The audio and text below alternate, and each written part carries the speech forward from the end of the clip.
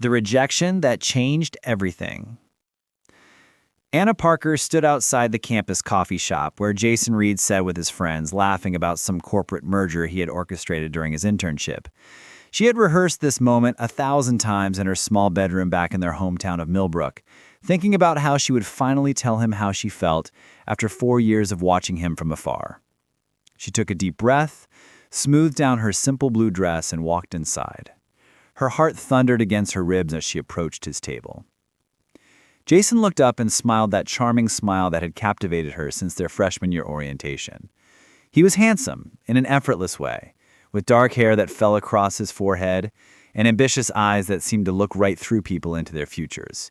She had spent countless nights at the library watching him study, memorizing the way he concentrated on his work and feeling her chest tighten whenever he looked her way. "Hello, Jason," she said softly, tucking a strand of brown hair behind her ear. "Can we talk for a moment, privately?"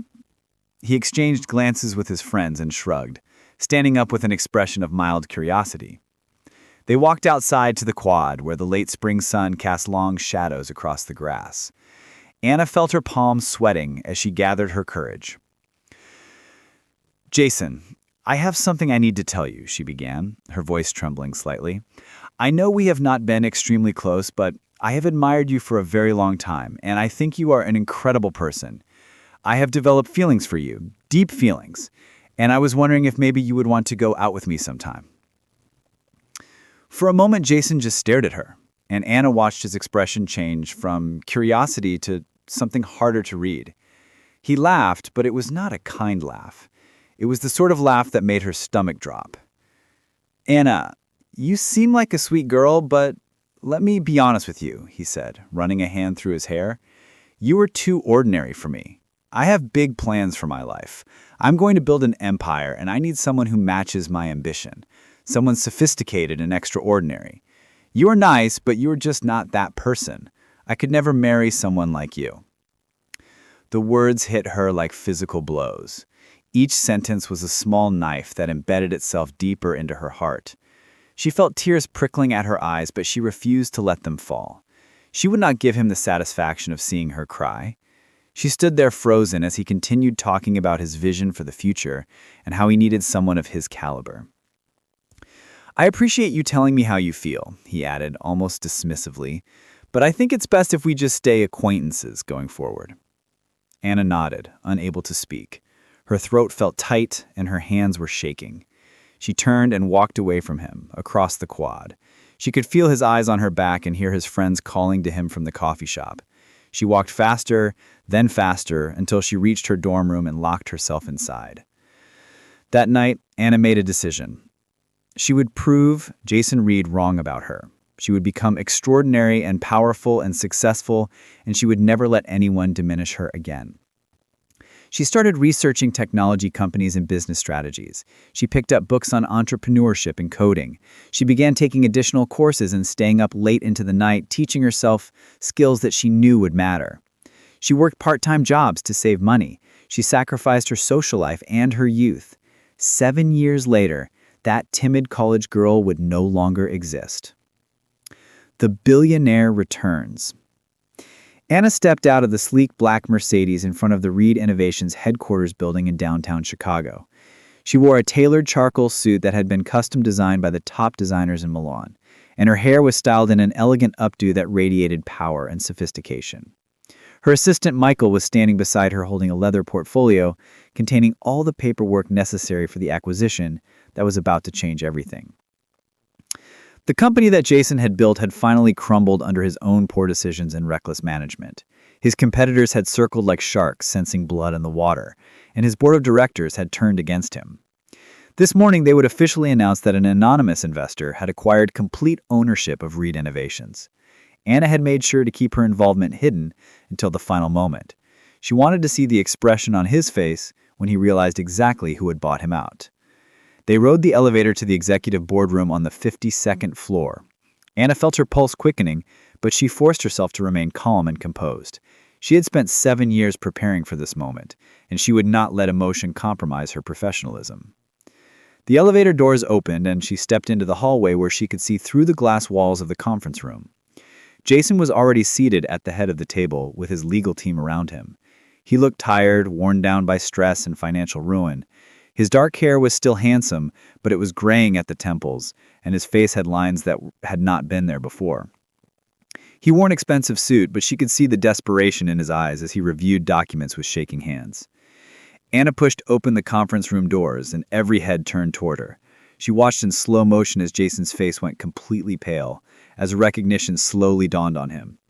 His mouth fell open, and he stood up from his chair so quickly that it rolled backward and crashed against the wall. Anna, he breathed out her name like a ghost had just entered the room, like something impossible had materialized right in front of him. Hello, Jason, Anna said, smoothly, walking to the opposite end of the table from where he stood. I believe you were expecting someone else this morning. The color drained from his face entirely, and she could see his hands gripping the edge of the table. His legal team looked confused, glancing between Jason and this mysterious woman who had just walked in with such authority and confidence. You are the investor? He asked, though he already knew the answer. Her voice was like ice, like steel, like all the hurt she had carried with her for 7 years, condensed into 2 words. Anna, what have you done? He managed to ask, his voice hoarse. What have I done, Jason? She repeated with a slight smile.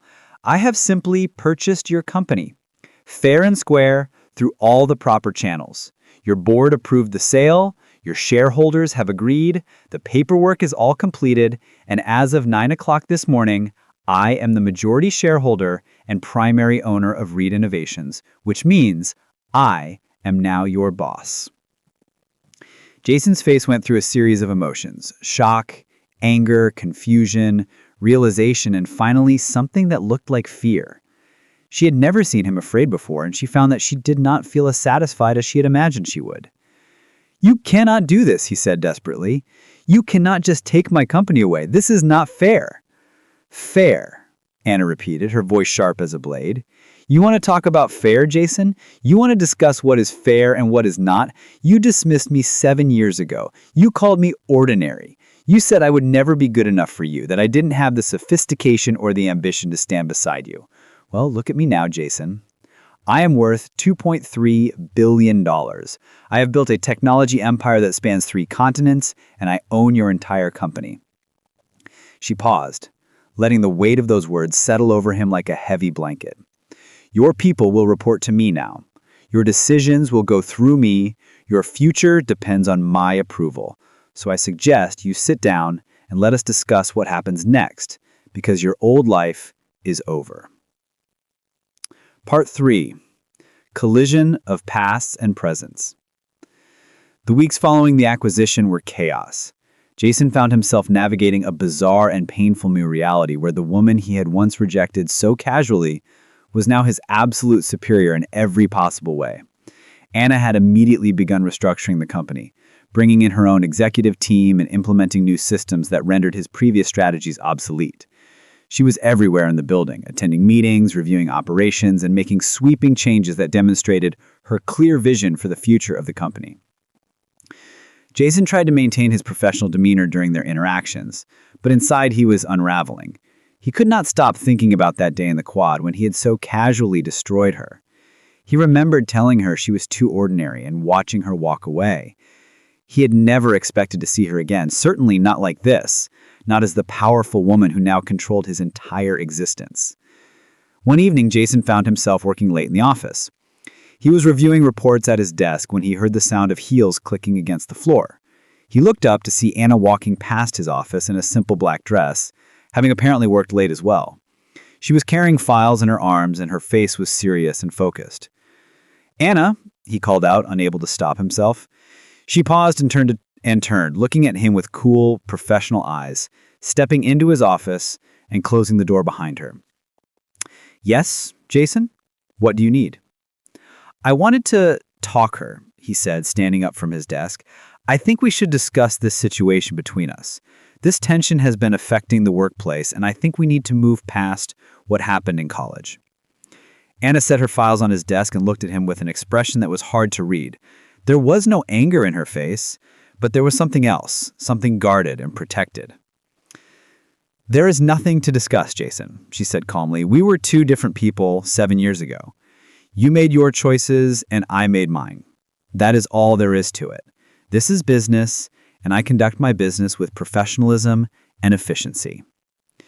But Anna, he started to say, taking a step toward her, I was young. I was stupid. I didn't understand what I was throwing away. She held up her hand, silencing him, and he was struck by how easily she commanded a room now, how naturally authority seemed to rest on her shoulders. Do you think apologizing now will change anything, Jason? Do you think saying sorry will erase 7 years of pain? Do you think it will somehow make us even or give us some sort of closure? She asked, her voice steady but with an edge of emotion. I was broken after what you said. I took that rejection and it motivated me, but it also haunted me. It took me years to rebuild my self-confidence. Through the glass doors, she could see Ethan arriving with his expensive suit and confident stride. He was accompanied by his high-powered attorney, Jonathan Pierce, a man known for winning custody cases through aggressive tactics and legal maneuvering. Rachel felt her stomach tighten as she watched her husband shake hands with his lawyer, as if they were closing a multi-million-dollar business deal. To Ethan, this was just another transaction, another game to be won. The marriage had deteriorated slowly at first, like a bridge with hairline cracks that eventually became structural failures. Ethan had always been ambitious, but somewhere along the way, his drive transformed into obsession. He demanded control over every aspect of their lives, where the children attended school, what they ate, what they wore. Rachel had tried to reason with him, tried to explain that children needed freedom to grow and explore, but he only grew more controlling and dismissive. Then came the whispers, the late nights at the office, the phone calls he took in hushed tones, the lipstick stain on his collar that he brushed off as a client mishap. Rachel had ignored the signs at first because acknowledging them meant confronting a painful truth, but she was no fool. And eventually, the evidence became undeniable. Ethan was having an affair. What Rachel had discovered recently was far worse than a simple infidelity. She had hired a private investigator at the suggestion of her sister, and what he uncovered shocked even her cynical expectations. The woman Ethan was seeing, named Leila Crawford, was not just his mistress. She was also involved with Ryan Bennett, Ethan's own brother. And worst of all, Leila was currently 3 months pregnant with Ryan's child. Rachel had considered keeping this information private for the sake of family harmony, but then Ethan filed for custody. He actually believed he could convince a judge that he was the more suitable parent, that Rachel was unstable or unfit. She realized then that Ethan deserved to face the consequences of his actions, and more importantly, the court deserved to know the full truth about the man seeking custody of 2 innocent children. The courtroom doors opened, and the bailiff called for the case to begin. Rachel stood with quiet dignity and walked forward, knowing that the next hour would change everything. She had rehearsed this moment 1,000 times in her mind, running through different scenarios, different reactions. She was ready for Ethan's shock, ready for his anger, ready for his desperate attempts at damage control. What she was not prepared for was how much strength she would draw from simply deciding to tell the truth.